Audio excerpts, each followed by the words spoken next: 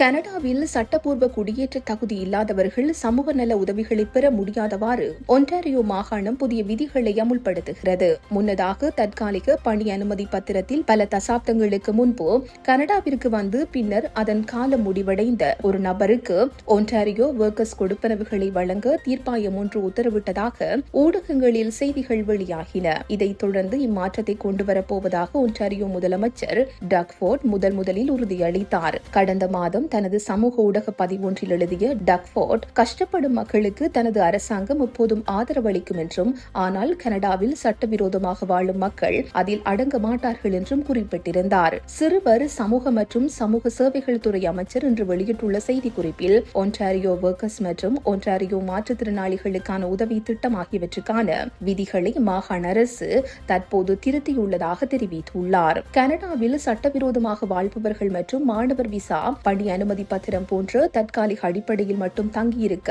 அனுமதி பெற்றவர்கள் சமூக நல உதவிகளை பெற தகுதியற்றவர்கள் என்பதை இந்த புதிய மாற்றங்கள் தெளிவுபடுத்துகின்றன. இந்த செய்தி உள்ளிட்ட மேலதிக விரிவான செய்திகளுக்கு www.behindmenews.org என்ற எமது இணைய பக்கத்தினை பார்வையிடவும்.